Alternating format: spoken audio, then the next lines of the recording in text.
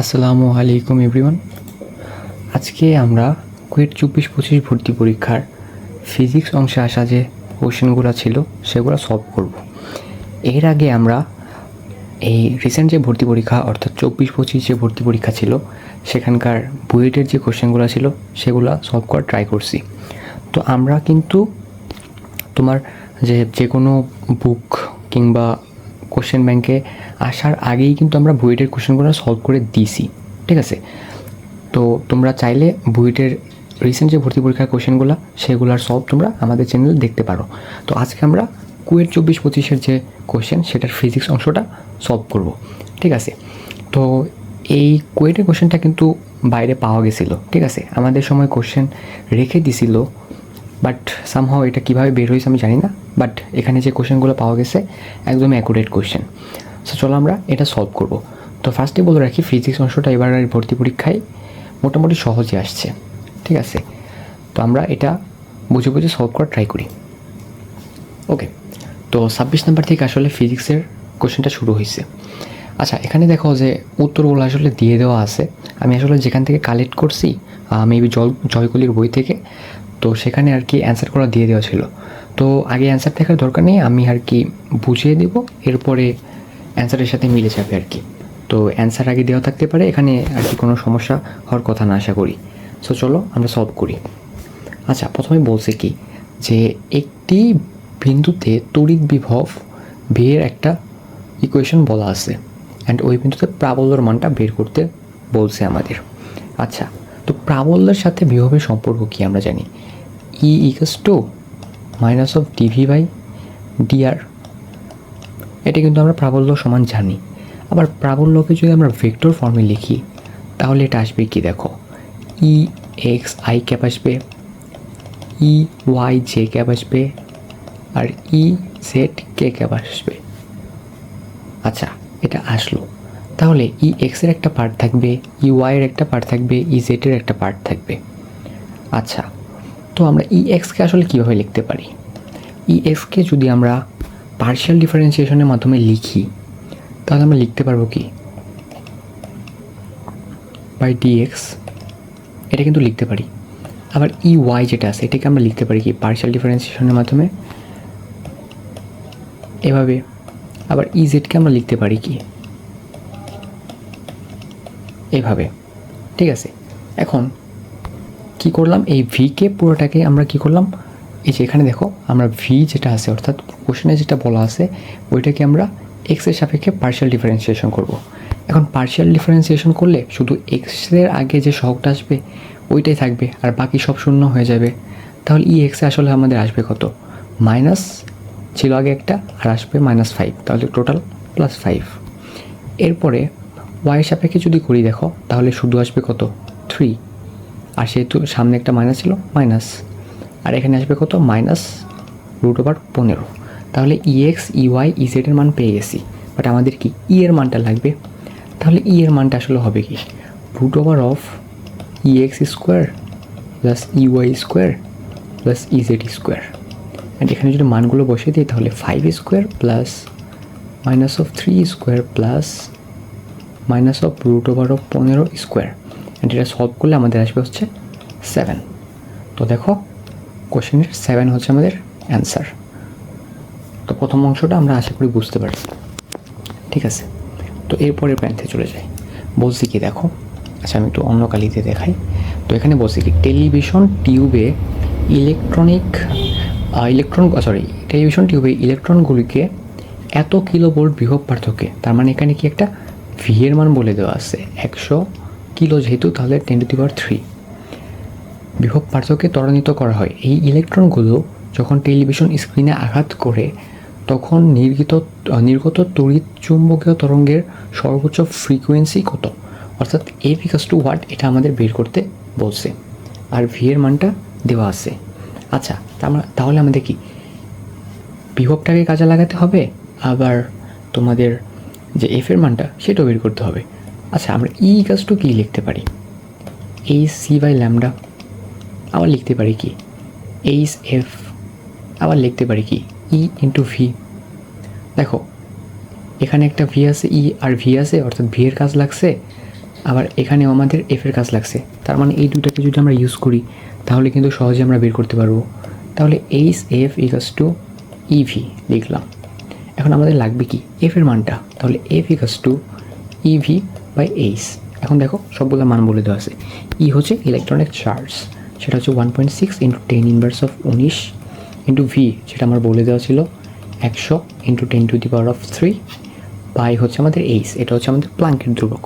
And প্লাঙ্কের ধ্রুবকের মান হচ্ছে 6.673 ইন্টু 10 ইনভার্স অফ 34।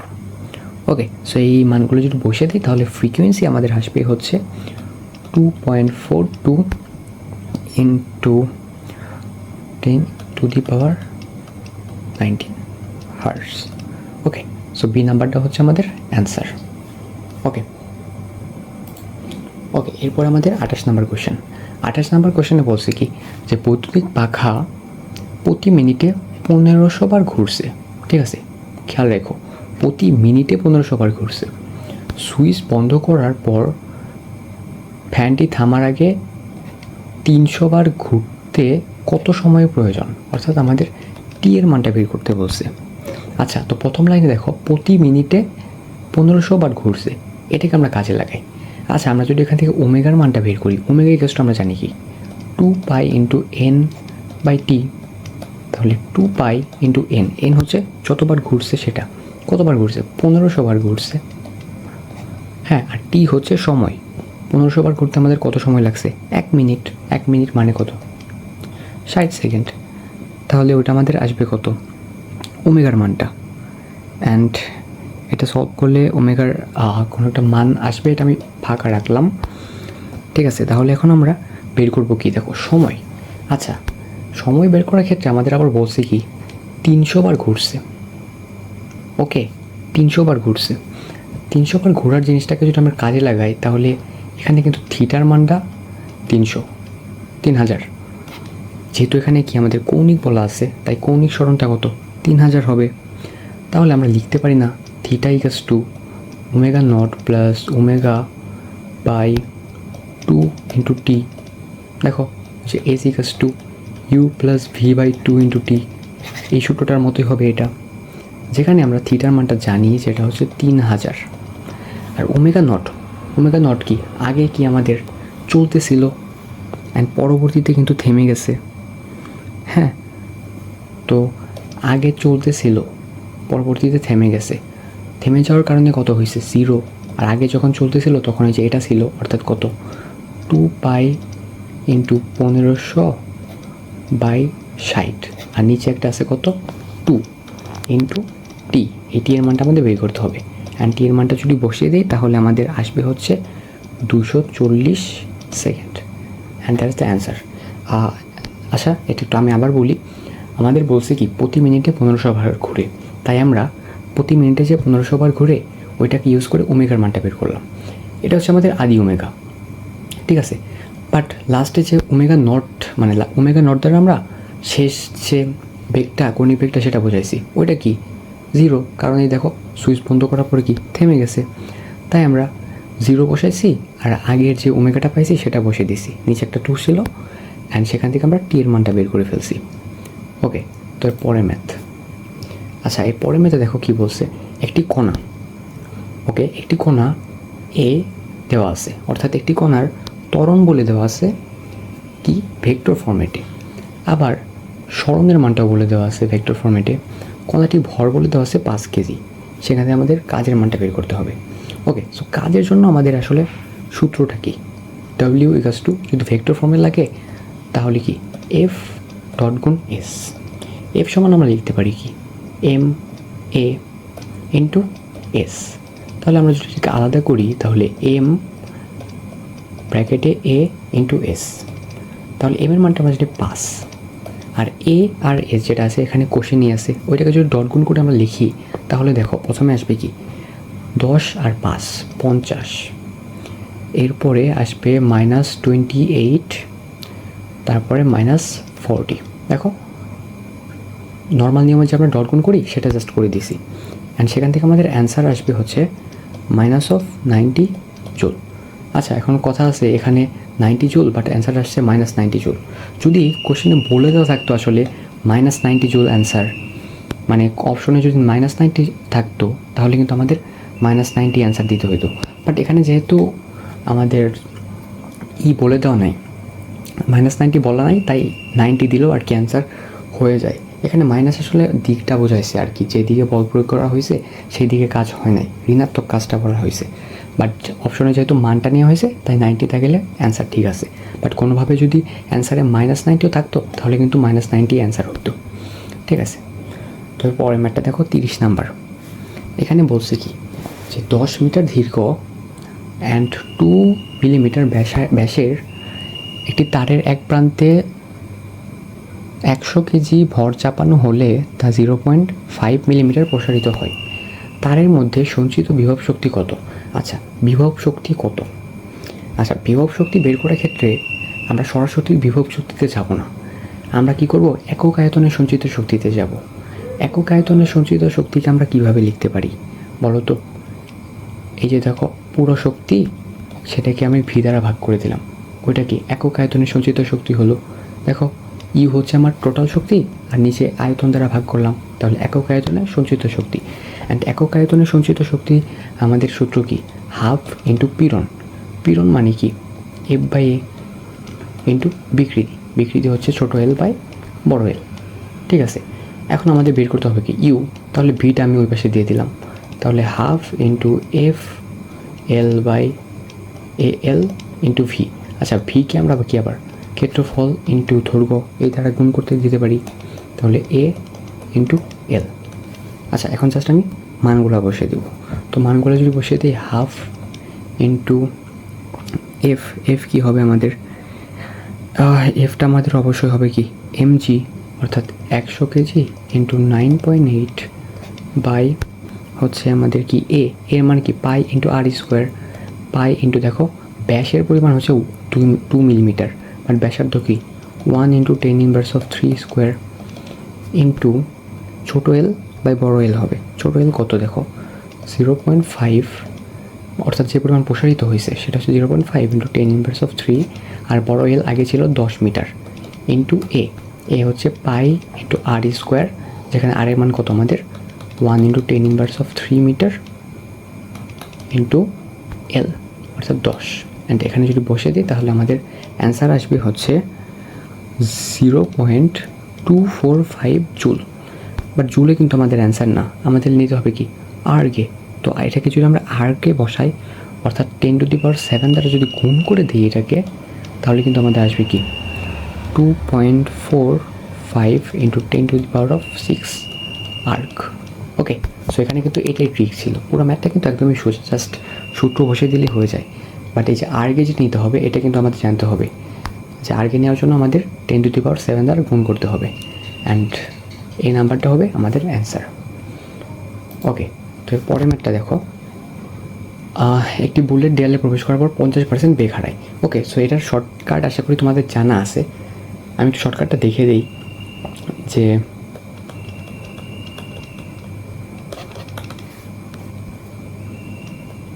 যে পরিমাণ হারাবে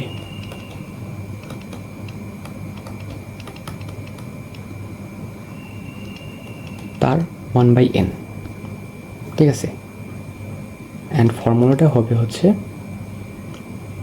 s = n-1² / 2n-1। ওকে, এখন আমি বুঝাই আসলে আমি কি লিখছি। দেখো, যে পরিমাণ হারাবে, এখানে আসলে কত পরিমাণ হারাইছে, 50% বেগ হারাইছে, ওইটাকে আমরা 1/n ভাবে লিখব। অর্থাৎ 50% মানে কি আমাদের, হ্যাঁ হাফ লেখা যায় না, তাহলে হাফ মানে কি হইতেছে আমাদের 1/2।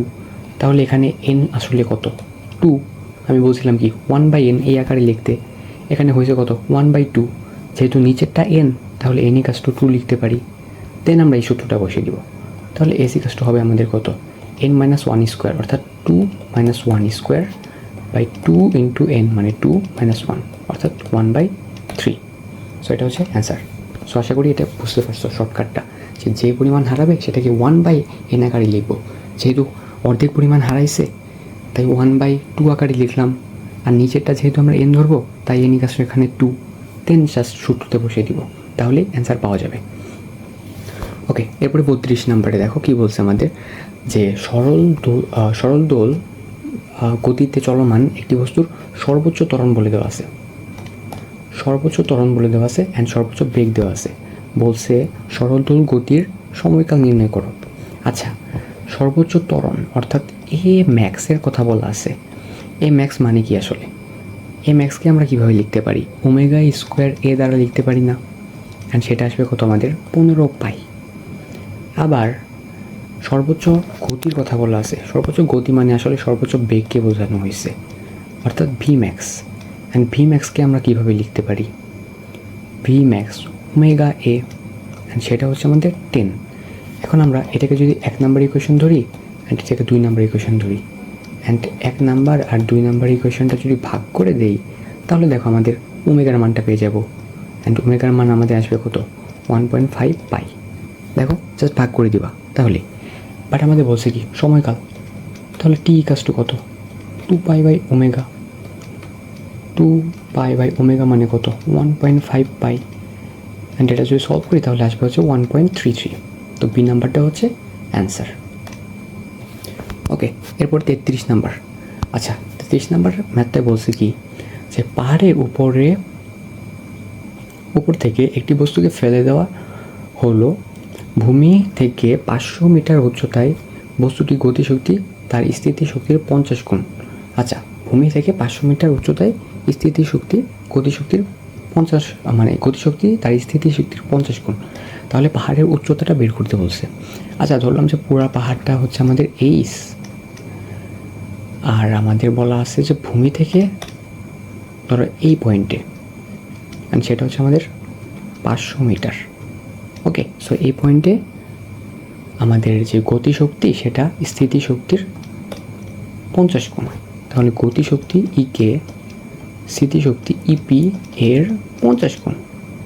তাহলে ইকে আমাদের কি উপর থেকে উচ্চতা কাউন্ট হয়, অ্যান্ড সেটা আমাদের কীভাবে আসবে? দেখো, আমি যদি শর্টকাটে লিখে ফেলি তাহলে এমজি উপর থেকে এই পর্যন্ত দূরত্বটা কত আমাদের? এইচ মাইনাস কত? 500। আমি একটু শর্টকাটে লিখে ফেলতেছি, ঠিক আছে? H minus 500। আর এমজি কত নিচেরটা? এমজি নিচের দিকে কত? 500 ইন্টু 50। অ্যান্ড এটা সলভ করলে এইচের মানটা পাবো, অ্যান্ড সেটা হোপফুলি আসবে হচ্ছে 25500 মিটার। আচ্ছা, এখানে কিন্তু আমাদের সি নাম্বারটা অ্যান্সার দিয়ে দিছে, এটা কিন্তু ভুল করছে, এটা কিন্তু হবে না অ্যান্সার। সো এটা আসলে নো অ্যান্সার হবে আসলে, ঠিক আছে? আমাদের কোশ্চেনের যে কোশ্চেনটা যেটা ছিল, কোশ্চেনে যে তোমার অপশনগুলো ছিল সেই অপশনের সাথে কিন্তু এটা মিলে না। এখানে পাবলিকেশনে আসলে সি নাম্বারটা দিয়ে দিছে কারণ কাছাকাছি, বাট এক্সামে আসলে আমার কাছে মনে হয় এইটা স্কিপ করা উচিত। আমার ক্ষেত্রে মনে আছে আমি হয়তোবা এই অ্যান্সারটা স্কিপ করছিলাম, হ্যাঁ, কারণ আমাদের যে অ্যান্সারটা আসছে সেটা কিন্তু কোশ্চেনের সাথে মিলতেছে না, কোশ্চেনে এটার অপশন নাই। তো আমি বলবো এটা স্কিপ করা উচিত, ঠিক আছে? তো কুয়েটের পরীক্ষা কিংবা সিকিউরিটির পরীক্ষাগুলোতে 6-7টা কোশ্চেন থাকে এরকম যেগুলোর অ্যান্সার অপশনে থাকে না। তো খুব ওয়াইজ ডিসিশন আর সেফ ডিসিশন হচ্ছে এগুলো স্কিপ করা, ঠিক আছে? তো এই ম্যাথটা আসলে স্কিপ করা উচিত। ওকে, এরপরে ম্যাথটা, এটা কিন্তু খুবই সহজ একটা ম্যাথ, অ্যান্ড মানে অনেকবার আসে। কোনো বাড়িতে 60 ওয়াটের 5টি বাতি, 70 ওয়াটের 4টি ফ্যান, 2 কিলো ওয়াটের এত ঘেটা বলানো হয়েছে। আচ্ছা, আমি পুরো প্রশ্নটা পড়লাম না, ঠিক আছে? এটা আসলে ওই কাজের মানে তোমার বিদ্যুৎ বিলের হিসাব যেটা, সেটা তো বিদ্যুৎ বিলের হিসাব আসলেই তোমরা কী করবা? কিলো ওয়াটটা বের করবা। অ্যান্ড এখানে আমরা ইউজ করব হচ্ছে NPT/1000, এই সূত্রটাকে ইউজ করবো সবসময়, ঠিক আছে? তো এই সূত্রটাকে ইউজ করার ফলে এই অ্যান্সারটা পাওয়া যাবে। তো এই ম্যাথটা আমি করে দিতেছি না, ঠিক আছে? এখানে অ্যান্সার সি, এটা ঠিক আছে। তো এই সূত্রটা সবার জন্য ইউজ করবা, যেখানে এন মানে হচ্ছে আমাদের যতগুলা যে বাল্ব বা যন্ত্রপাতি যেগুলো আছে, যন্ত্র সংখ্যা, পি হচ্ছে ক্ষমতা, টি হচ্ছে সময়, আর নিচে 1000 দ্বারা ভাগ করে দেবা। অ্যান্ড এগুলা করে আমাদের যা আসবে সেটাকে আমাদের অ্যান্সার বের করতে হবে। তো এই ম্যাথটা তোমরা করবা। অ্যান্ড এখানে একটা কাহিনী ছিল, সেটা হচ্ছে 2024 সালের ফেব্রুয়ারি মাস, এইটা বলা আছে। তো এইখানে কিন্তু আমাদের কি 29 দিন, ঠিক আছে। অর্থাৎ লাস্টে যে মাসের হিসাবটা বের করবা সেখানে কিন্তু আমাদের কি 29 দিনটা ইউজ করতে হবে, নট 30 দিন। 30 দিন কিন্তু ইউজ করলে অ্যান্সার ভুল আসবে। 30 দিন ইউজ করার ফলে যেটা অ্যান্সার সেটাও আমাদের অপশনে দেওয়া আছে, বাট 2024 সালে কিন্তু আমাদের ফেব্রুয়ারি মাস ছিল 29 দিনে। সো এখানে ট্রিক্স কিন্তু এটাই। তো এটা তোমাদের জন্য SW থাকবে, আশা করি তোমরা এটা দেখে করে ফেলতে পারবা। সো এখানে ট্রিক্স একটাই, NPT বা 1000 দ্বারা করতে হবে, আর যেহেতু 2024 সাল বলছে তাই 29 দিনটা ইউজ করতে হবে, ঠিক আছে। এখন পর্যন্ত আমরা যতগুলো ম্যাথ করছি খুবই সহজ, তাই আমি একটু ফাস্ট যাওয়ার চেষ্টা করছি, ঠিক আছে। তো মোটামুটি ফিজিক্সের যে অংশগুলো আসছে কুয়েটে অনেকটাই সহজ, ঠিক আছে, বাট মানে সূত্র দিয়েই করে ফেলা যায় এরকমই ম্যাক্সিমাম 20টার মতো মনে হয় সূত্র দিয়ে করে দেওয়া যায়, কয়েকটা একটু ঝামেলার আছে, ঠিক আছে, আমরা ওগুলো নিয়ে আলোচনা করবো। বাট এখন পর্যন্ত যা করছি ওই রকম ঝামেলার কিছু আসে নাই। আচ্ছা, এই অংশটা করি, আমি এই ম্যাথটা করি। বলছে কি 42 মিনিট ধরে, অর্থাৎ কি একটা টি বলে দেওয়া আছে 210 ওহম, অর্থাৎ এটা কি আমাদের আর এর মান বলে দেওয়া আছে। একটি রোধকের মধ্য দিয়ে কি মানের তড়িৎ প্রবাহিত হলে এর ফলে সৃষ্ট তাপ দিয়ে 7.5 কেজি প্রবাহিত 0 ডিগ্রি সেলসিয়াস থেকে স্ফুটনাঙ্কে উদ্ভিদ করা যাবে। আচ্ছা, উদ্ভিদ করা যাবে না, এখানে অন্য কোনো ওয়ার্ড লেখা ছিল। আচ্ছা, মেনলি বলছে কি আমাদের যে টি এর মান বলে দেওয়া আছে আর একটা আর এর মান বলে দেওয়া আছে। এখন 7.5 কেজি পানিকে 0 ডিগ্রি থেকে আমাদের স্ফুটনাঙ্ক অর্থাৎ 100 ডিগ্রি সেলসিয়াস তাপমাত্রায় নিয়ে যাবে। তো এখানে আমাদের কী পরিমাণ আই লাগবে সেটা বের করতে হয়েছে। তো এখানে আমরা সম্পর্ক দিই, আমরা কিউ মানে কি জানি, এমএস ডেল থিটা, এটা জানি। আবার কিউ হিসেবে আমরা লিখতে পারি কি আই স্কোয়ার আর টি। এখন আমরা এই দুইটার মধ্যে সম্পর্ক দিব। এম এর মান কি আসলে 7.5 কেজি বলে দেওয়া আছে, এস এর মান পানির ক্ষেত্রে 4200 বলেই দেওয়া আছে। ডেল থিটা কত আসলে, ডেল থিটা কত আসলে, ডেল থিটা দেখো বলে দেওয়া আছে 0 ডিগ্রি থেকে 100 ডিগ্রি সেলসিয়াস অর্থাৎ স্ফুটনাঙ্কে। তাহলে 100 ইকুয়ালস টু আই স্কোয়ার, যেটা আমাদের বের করতে হবে, ইন্টু আর দেখো বলা আছে 210 ইন্টু টি 42 মিনিট, 42 ইন্টু 60 সেকেন্ডে নিয়ে নিলাম। তাহলে এখানে সলভ করে আয়ের মানটা আসবে আমাদের 2.44 অ্যাম্পিয়ার। ওকে, আশা করি বুঝতে পারছো। এবারটা কিন্তু একদমই সূত্র, জাস্ট দুটো সূত্র কম্বাইন করে দিলাম অ্যান্ড অ্যান্সারটা এসে গেল। ওকে, এরপরে আমাদের বলছে কি যে একটি আলোক উৎস দুইটি তরঙ্গ দৈর্ঘ্য λ1 ও λ2 আলো নির্গত করে। আচ্ছা, দুইটা ল্যামডা আছে, খেয়াল করো। আলোক উৎস এটি দ্বিচির পরীক্ষা হবে, দ্বিচির পরীক্ষায় ব্যবহৃত হয়ে থাকে। অ্যান্ড বলা আছে কি পর্দা দুইটির মধ্যবর্তী, আচ্ছা উৎস এবং পর্দার মধ্যবর্তী দূরত্ব কি, ডি এর মানটা বলে দেওয়া আছে 1.25 মিটার। দুটি সিটের মধ্যবর্তী দূরত্ব, অর্থাৎ দুটো স্লিট যে আছে না সেটার মধ্যবর্তী দূরত্ব, অর্থাৎ এ মানে চির দুয়ের মধ্যবর্তী দূরত্ব বলে দেওয়া আছে 0.25 মিলিমিটার। ওটাকে আমরা মিটারে নিলে 10⁻³ মিটার আসবে, ঠিক আছে। এরপর আমাদের বলছে কি এদের তরঙ্গ দৈর্ঘ্যের কারণে, মানে এই যে দুইটা তরঙ্গ দৈর্ঘ্য এটার কারণে চতুর্থ পথক্রম উজ্জ্বল প্রান্তের দূরত্ব নির্ণয় করে থাকো। চতুর্থ পথক্রম উজ্জ্বল প্রান্তের দূরত্ব নির্ণয় করো, অর্থাৎ আমাদের এখানে বলছে কি ডেল এক্সের যে মানটা না সেটা বের করতে বলছে, অর্থাৎ যে পথ পার্থক্য, হ্যাঁ পথ পার্থক্য যেটা সেটা বের করতে বলছে। এখন আমরা পথ পার্থক্য কীভাবে বের করব, ডেল এক্স লিখতে পারি কি x2 - x1 অর্থাৎ পার্থক্য হিসেবে। এখন এক্স হিসেবে আমরা লিখতে পারি কি, যেহেতু উজ্জ্বল তাহলে n λd/a, তাহলে এটার জন্য আমরা লিখব n λ1 d/a, আবার এখানে লিখব n λ2 d/a, ঠিক আছে। এখন দেখো n বলো d বলো আর a বলো সব কিন্তু সেম, শুধুমাত্র ল্যামডাটা ভিন্ন। তাহলে n d/a এটাকে যদি কমন নেই তাহলে λ1 - λ2 আসবে।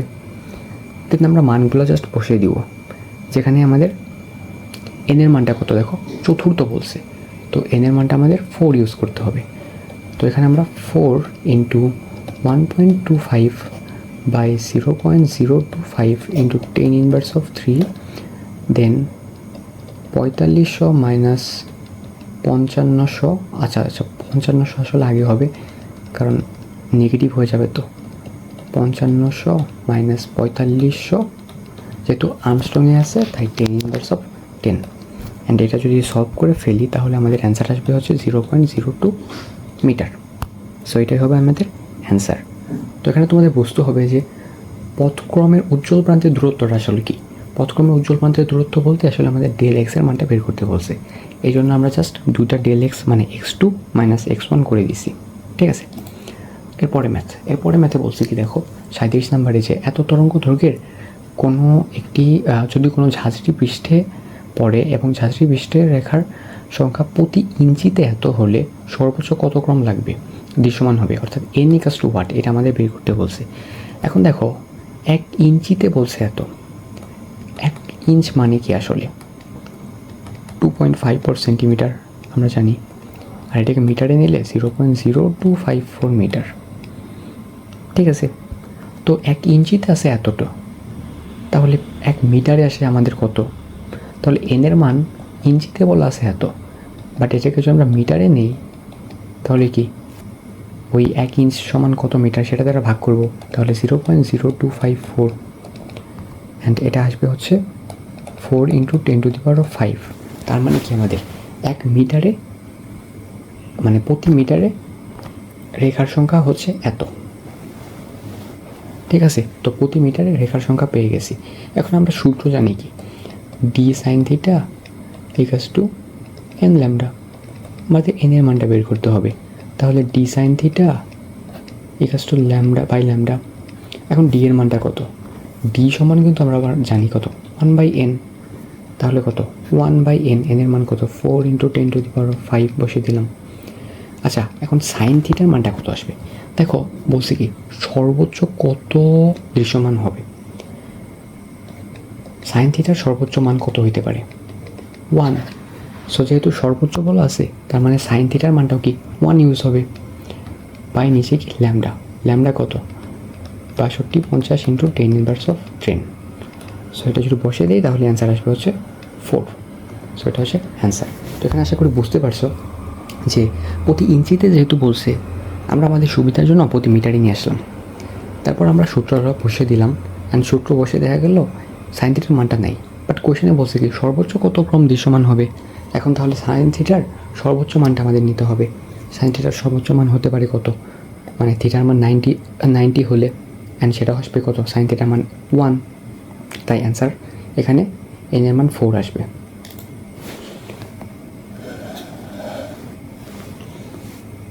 আচ্ছা, এরপরে একটা সরলীকরণ করতে বলছে। ওকে, এটা খুবই ইম্পর্টেন্ট, অ্যান্ড আমার পরীক্ষায় আমি এই সরলীকরণটা ভুল করছি। হ্যাঁ, তো কী ভুল করেছি চল এটা সলভ করি। তো এই ফিগারটা আমাদের বলে দেওয়া আছে কি A B C plus A prime plus A B bar C, ঠিক আছে। তো নর্মালি আমাদের মাঝখানেটা দিয়ে কোনো কাজ নাই, বাট এখানেও দেখো এ আর সি নেওয়া যায়, এখানেও এ আর সি নেওয়া যায়। তাহলে এ আর সি যদি আমরা কমন নেই তাহলে এখান থেকে আসবে b plus b bar plus a bar. তাহলে বি প্লাস বি বার কোনো একটা অংশ আছে, আবার তার বারের অংশ আছে, এটা সমান কি আমরা লিখতে পারি 1, আর 1-এর সাথে যদি এসির গুণ দেই তাহলে আসবে কি এসি প্লাস এ বার। এখন দেখো এ বার প্লাস এসি যেটা আছে না, এটা দেখো এই নাম্বারে আছে, তো আমি কি করছিলাম এইটাই দেখে এই নাম্বারটা অ্যান্সার দাগিয়ে দিয়েছিলাম।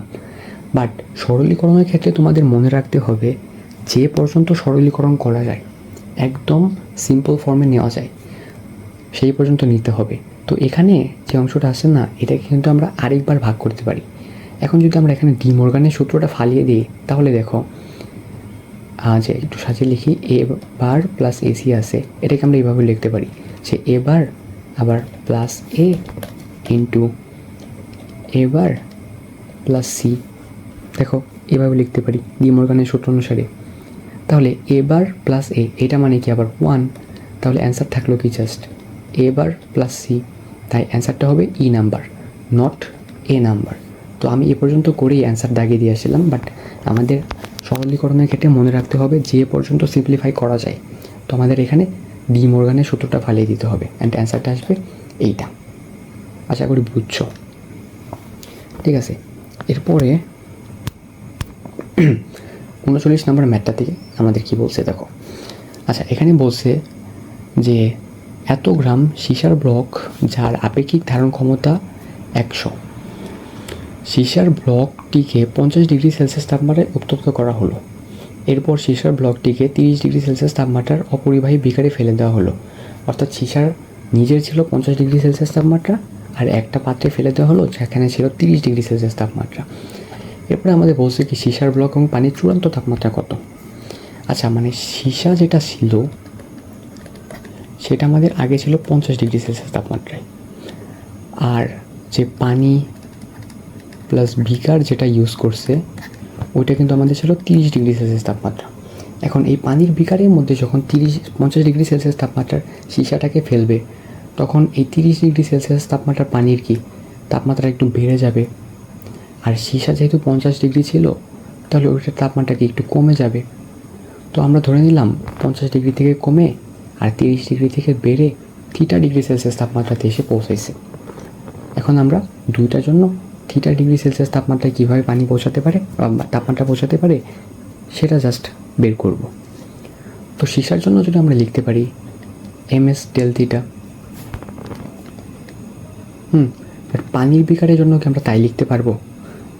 আচ্ছা, সীসার জন্য আমরা Q1 লিখলাম ms del থিটা, বাট পানির জন্য Q2 আমরা কি লিখব? দেখো, পানির জন্য আমাদের পানি এবং বিকারের তাপ ধারণ ক্ষমতা বলা আছে 300 জুল পার কেলভিন, আর সীসার ক্ষেত্রে আপেক্ষিক তাপ ধারণ ক্ষমতা বলা ছিল joule per KG into kelvin. যেহেতু এখানে কেজি উল্লেখটা ছিল, বাট এখানে কিন্তু কেজি উল্লেখটা নাই, তাই আমাদের এখানে আমরা অন্য একটা ফর্মেট ধরে নেব, সেটা হচ্ছে সি ইন্টু del থিটা। অর্থাৎ এখানে কিন্তু আমাদের কি কেজি দ্বারা ভাগ করা হয়ে গেছে, যেহেতু এই সমীকরণের মধ্যে কেজিটা নাই, তাই আমরা এখানে কিন্তু আমাদের কেজির কোনো ইউজেসটা আসবে না। আমি একটু ডিটেলসে দেখাই আরও, তাহলে আমরা লিখতে পারবো কি Q1 ইকুয়ালস টু Q2। তাহলে এটার জন্য আমরা সীসার জন্য কি লিখবো ms del থিটা, অর্থাৎ 0.3 ইন্টু এস কত আমাদের 100 ইন্টু del থিটা কত পরিবর্তিত হয়ে যাবে থিটাতে, আর আগে ছিল কত 50, সরি এটা সবসময় পজিটিভ রাখার ট্রাই করবা, ঠিক আছে? এখানে সবসময় ব্র্যাকেটের ভিতরে পজিটিভ আসবে। আগে ছিল 50, পরবর্তীতে কমে হয়েছে থিটা। এখন কিউটুর ক্ষেত্রে আমাদেরও ms del থিটা দিতে মনে হতে পারে, বাট এর মানটা নাই। আবার সমীকরণের বা কোশ্চেনে যে এককটা আছে এটাও কিন্তু জুল পার কেলভিন, তো এখানে জাস্ট 300 ইউজ হবে, ইন্টু আমাদের ইউজ করতে হবে কত del থিটা। আমি বলছি কি ব্র্যাকেটের ভিতরে সবসময় পজিটিভ টার্মটা রাখবা, যেহেতু 30 ডিগ্রি থেকে বেড়ে থিটা হয়েছে, তাহলে থিটাটা বড় -30 ডিগ্রি। এটা সলভ করে থিটার মানটা আসবে আমাদের 31.81 ডিগ্রি সেলসিয়াস। সো এখানে একটু কথা আছে। তো এখানে ম্যাথটার ক্ষেত্রে মূল বিষয়টা হচ্ছে যে এখানে সিটা ইউজ করা, অর্থাৎ এখানে কিন্তু আমাদের এম এর আর ইউজ আসবে না। ওকে, আশা করি বুঝছো। এরপরে ম্যাথটা খুবই সোজা।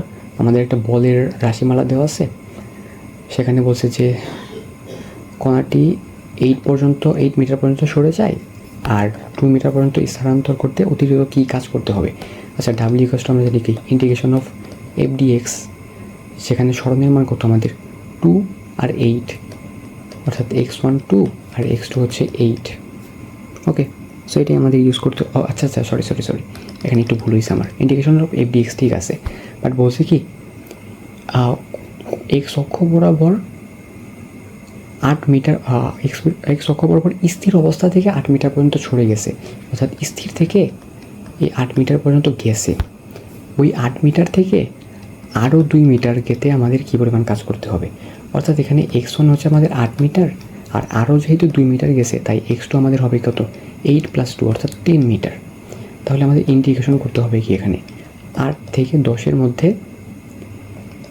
3x² + 4x + 5 যে রাশিমালা আছে এইটাকে ইন্টিগ্রেশন করতে হবে।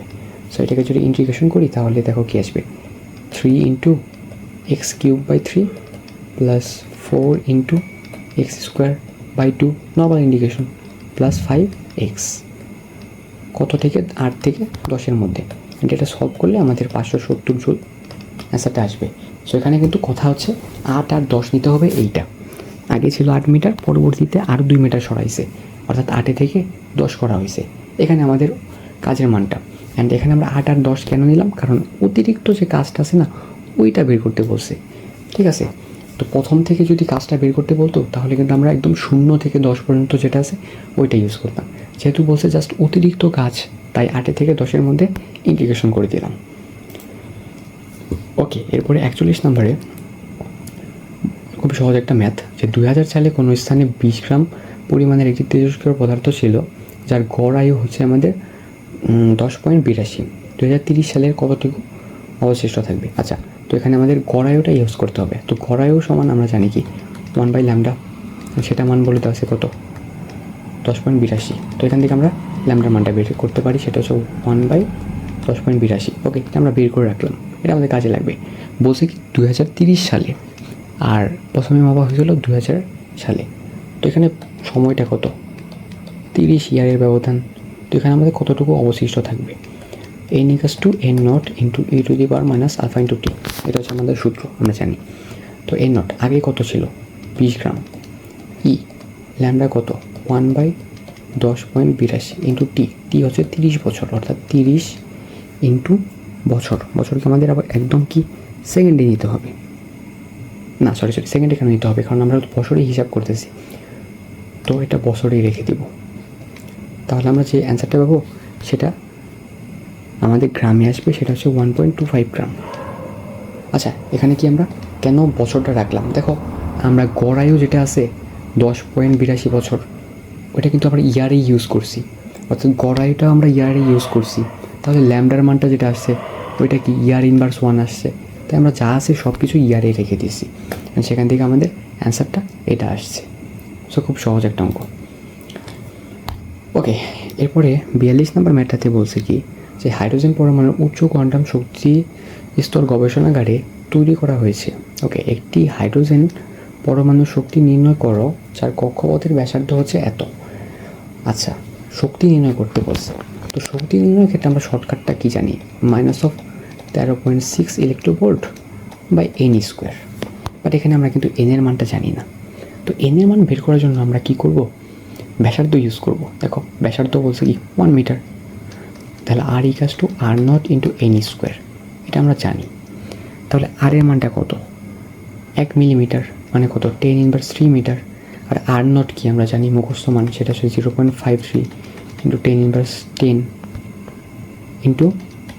n²। তো এখান থেকে n এর মানটা আমরা বের করবো, অ্যান্ড n এর মানটা আসবে হচ্ছে আমাদের 4343। ওকে, তো বুঝছো যে প্রথমে আমরা কি দেখলাম, ই এর সূত্র হচ্ছে এটা, বাট এখানে n এর মানটা নেই। বাট কোশ্চেনে ব্যাসার্ধের কথা বলা আছে, এই জন্য r = r0 × n² লিখে দিলাম। আর এর মানটা কোশ্চেনে বলা আছে, আর r0 এর মান আমরা মুখস্থ জানি, সেখান থেকে n এর মানটা বের করে দিছি। অ্যান্ড n এর মানটা যদি আমরা এখান থেকে এখানে বসে দিই, তাহলে অ্যান্সারটা আসবে হচ্ছে আমাদের 7.21 × 10⁻7 ইলেকট্রোভোল্ট, যেটা আমাদের অ্যান্সারে বলে দেওয়া আছে। অ্যান্ড অ্যান্সার হচ্ছে ই। ওকে, এরপরে 43 নাম্বার, খুবই সহজ একটা ম্যাথ, যে বলা আছে যে কোনো একটি কমন বেস ট্রানজিস্টরে এর সংগ্রাহক প্রবাহ মানে কি, সংগ্রাহক মানে কি আইসি, মানে কালেক্টর। তাহলে আইসির মান বলে দেওয়া আছে 0.87। ভূমি প্রবাহ অর্থাৎ বেস কারেন্ট আইবির মান বলে দেওয়া আছে 0.06। এটা একবার বলে দেওয়া আছে মিলি অ্যাম্পিয়ারে। তো মিলি অ্যাম্পিয়ারে থেকে অ্যাম্পিয়ারে নিলে 10⁻³ অ্যাম্পিয়ার। ওকে, বলছে কি বিবর্তন গুণক এর মান কত। আচ্ছা, বিবর্তন গুণক এ দ্বারা প্রকাশ করছে, তো এ কে আমরা আলফা লিখতে পারি, বিবর্তন গুণক তো আলফাই আমাদের। তো আলফা = কি IC/I। বাট এখানে আমরা আইসি আর আইবি এর মানটা জানি, আই এর মানটা জানি না। তো আই এর মানটা বের করে নিব, I = কি IC + IB। তো এই দুটো যদি যোগ করে দিই তাহলে আমাদের আসবে হচ্ছে 0.87006 অ্যাম্পিয়ার। অ্যান্ড এখানে যদি আমরা দুটার মান বসে দিই তাহলে অ্যান্সার আসবে 0.99993, অর্থাৎ এ নাম্বার অ্যান্সার।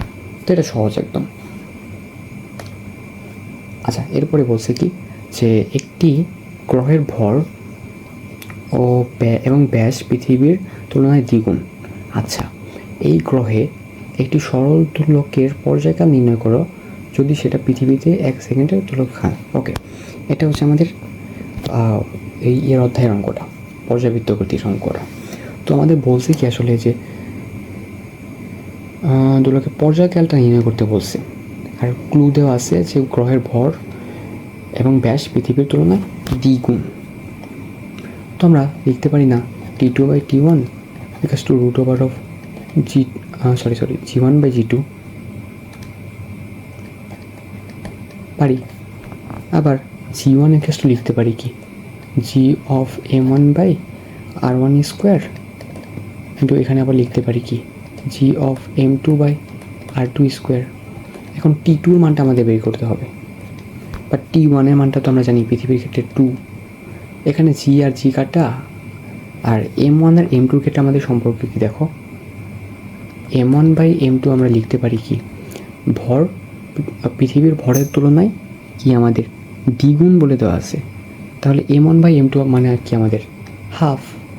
আবার ব্যাসার্ধ r1/r2 সেটা বলা আছে, তো r1/r2 ইকুয়ালস টু আমরা লিখতে পারি কি আবার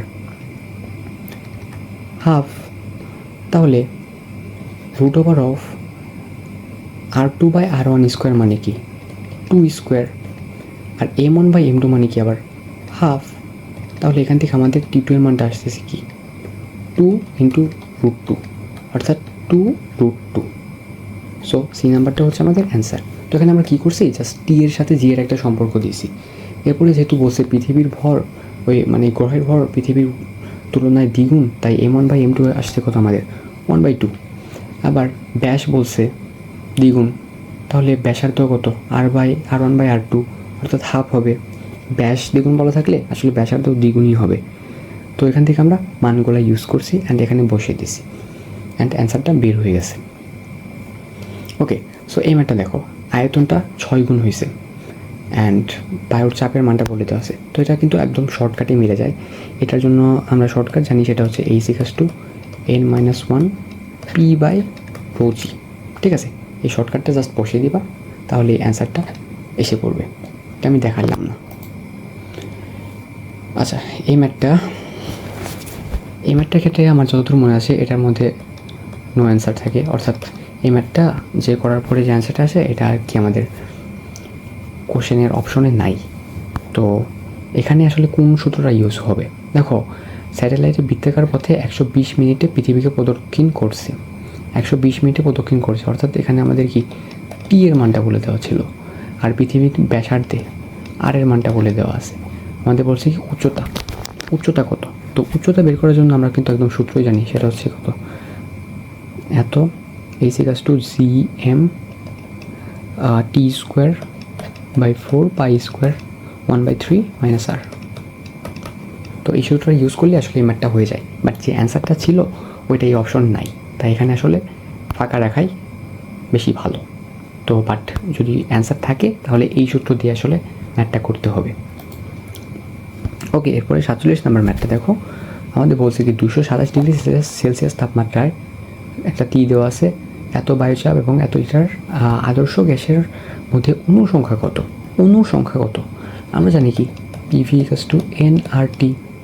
তো এখান থেকে আমরা n এর মানটা বের করতে পারি PV/RT। তো P এর মানও দেওয়া আছে, V এর মানও দেওয়া আছে, R এর মান জানি, T এর মানটা বসিয়ে দিব। তো এগুলো যদি বসে দিই তাহলে আমরা n এর মান পাবো, বাট আমাদের কি অণু সংখ্যা বের করতে বলছে, তাহলে অণুর সংখ্যা কত হবে n × na, অ্যান্ড n এর মান যা আসবে তার সাথে আমাদের কি na অর্থাৎ 6.023 × 10⁻23 দ্বারা গুণ করে দিতে হবে। অ্যান্ড সেখানে আমাদের অ্যান্সারটা আমি মুখস্থ বলতেছি, সেটা হচ্ছে 7.34 × 10⁻22 আসবে আর কি। এখানে তোমরা মানটা বসিয়ে নিও, আমি সরাসরি দেখাইলাম না। সো ব্যাপারটা সোজা আর কি, n এর মানটা বের করতে হবে, আর যেহেতু অণু সংখ্যা বলছে তাই n এর দ্বারা গুণ করতে হবে জাস্ট। ওকে, এরপরে বলছে কি সূর্যের চারদিকে আবর্তনরত ব্যাসার্ধের এত গুণ বলে দেওয়া আছে, পৃথিবীতে এতদিন হলে মঙ্গল গ্রহে। আচ্ছা, এটা কোনটা ইউজ করতে হবে বলো, t² = r³ এই সূত্রটাকে ইউজ করতে হবে। এখন বলছে কি দেখো, মঙ্গল গ্রহের কক্ষপথের ব্যাসার্ধ পৃথিবীর কক্ষপথের ব্যাসার্ধের এত গুণ, অর্থাৎ আর অফ মঙ্গল গ্রহ সেটা হচ্ছে আর অফ আর্থের 1.53 গুণ। তাহলে TR² / T মঙ্গলের M square equals to R of R of earth by R of মঙ্গলের হোল কিউব। আর্থে কত 365 স্কোয়ার, মঙ্গলেরটা আমাদের বের করতে হবে। আর আর্থ বাই আর এম এটার মান কী হবে 1/1.53 হোল কিউব। অ্যান্ড এটা যদি বসিয়ে দিই ক্যালকুলেটারে তাহলে অ্যান্সার আসবে হচ্ছে 691 ডেইজ। তো এটা কিন্তু এই সূত্রটাকে বসিয়ে দিলেই হয়, অ্যান্ড কোশ্চেনটাকে কাজে লাগিয়ে জাস্ট এইটুকু লিখতে পারলেই আসলে হয়ে যায়। ওকে, এরপরে ম্যাথ আমি একটু দ্রুতই পড়ে যাইতেছি, আসলে কোশ্চেনগুলো অনেক সোজা, তাই আমি মানে দ্রুতই ম্যাথগুলো করে দিতেছি যাতে তোমাদের কুইক রিভিশনটা হয়ে যায়। এরপর আরও একটা সহজ ম্যাথ বলা আছে যে C1 আর C2 দেওয়া আছে, আর একটা ভোল্টেজ দেওয়া আছে, শ্রেণী সংযোগে যুক্ত করছে, সঞ্চিত শক্তি কত। তো শ্রেণী সংযোগে সংযুক্ত করলে আমাদের তুল্য ধারকত্ব কত হয় 5/1, 25/1, হোল ইনভার্স 1। এটা যেহেতু আমাদের ইয়েতে যুক্ত করছে তাহলে এখানে আসবে কত 4.167। আর যেহেতু এটা মাইক্রো ফ্যারাড দেওয়া আছে তাই মাইক্রো ফ্যারাডে। আবার ভোল্টেজের মান বলে দেওয়া আছে আমাদের কত 600 ভোল্ট। তাহলে সঞ্চিত শক্তি ইউ ইকুয়ালস কত 1/2 × C × V স্কোয়ার, না 1/2 × C × V স্কোয়ার দিলে কিন্তু আমরা পুরোটা পেয়ে যেতাম। বাট বলছি কি আমাদের দ্বিতীয় ধারকের সঞ্চিত শক্তি, অর্থাৎ এখানে এই যে একটা ধারক ইউজ করছে, এই যে একটা ধারক ইউজ করছে, অ্যান্ড এটাকে একটা যুক্ত করছে, তো এইটার আমাদের বের করতে বলছে। তো দেখো যেহেতু শ্রেণীতে যুক্ত থাকছে তাই এখানে ভোল্টেজ ভিন্ন হবে বাট চার্জ তো সেম হবে, তাই আমাদের পুরো যে চার্জ আছে সেটা বের করতে হবে। সেটা আসবে কত CS × V সূত্র অনুসারে, অ্যান্ড সেটা যদি বসিয়ে দিই তাহলে আমাদের আসবে কত 0.0025 কুলম্ব। আমরা কিউ কেন বের করলাম বুঝতে পারছো? বলছে যে দ্বিতীয় ধারকের মধ্যে সঞ্চিত শক্তি, অর্থাৎ এই যে এইটা। এখন এখানকার যে ভি আর এই যে ভি এটা কিন্তু এক না, কারণ শ্রেণীতে যুক্ত আছে, শ্রেণীতে কিন্তু ভি সেম থাকে না, শ্রেণীতে আমাদের প্রবাহ সেম থাকে, অথবা এখানে যেহেতু ধারকের কথা বলা আছে তাই চার্জ সেম থাকবে। এই জন্য আমরা চার্জের মানটা বের করলাম। অ্যান্ড চার্জের মান বের করার পরে আমরা ইউ এর মানটা কীভাবে বের করতে পারি, চার্জের সাথে ইউ এর সম্পর্ক কী Q²/2C, বাট 2C কারটা বের করতে হবে 2 নাম্বারটা, তাই C2 0.0025 স্কোয়ার/2 × C2 এর মানটা কি 25 মাইক্রোফ্যারাডে, তাই 10⁻6 দ্বারা গুণ করতে হবে। তো অ্যান্সারটা আসবে হচ্ছে 0.125 জুল। তো এই ম্যাথটা আমি একটু আবার বলি যে আমরা কী করলাম, ফার্স্টে তুল্য ধারকত্বটা বের করলাম, বাট এখানে ভোল্টেজটা তো আর এখানে ভোল্টেজটার সাথে মিলবে না, তাই আমরা চার্জের মানটা বের করলাম।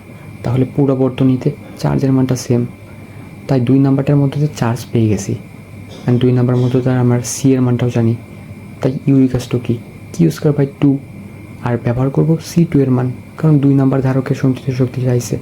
দেন মানগুলো জাস্ট বসে দিব।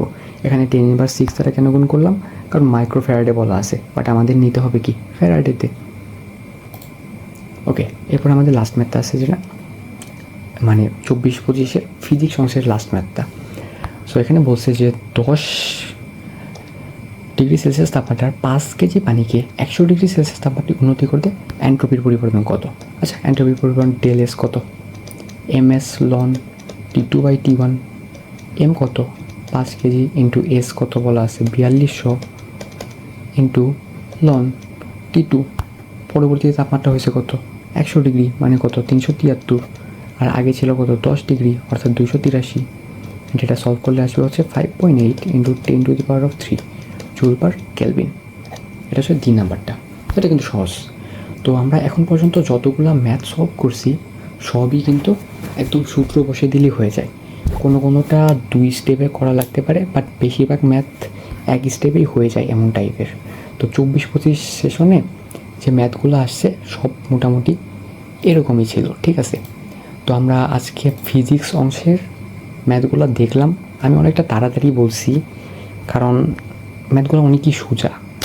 হ্যাঁ, আশা করি তোমরা ম্যাথগুলো বুঝতে পারছো। খুব বেশি যে কঠিন কিছু আসছে তা না, দু একটা থাকতে পারে, সেগুলো কমপ্লিট করার চেষ্টা করছি। So thank you.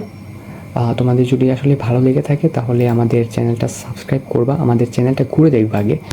আমাদের চ্যানেলে আসলে সব কিছুই গুছানো আছে। আমরা আজকে কুয়েটের 24-25-এর যে ফিজিক্স অংশ আছে সেটা আমরা দিলাম, আর খুবই সুন আমরা বাকি যে অংশটা আছে অর্থাৎ ম্যাথ, ইংলিশ কিংবা যে কেমিস্ট্রি আছে সেটা আমরা দিয়ে দিব। তো তোমরা চাইলে আমাদের টেলিগ্রাম গ্রুপে যুক্ত হয়ে যেতে পারো, সেখানে তোমরা নিজেদের সমস্যা সম্পর্কে জানাতে পারো।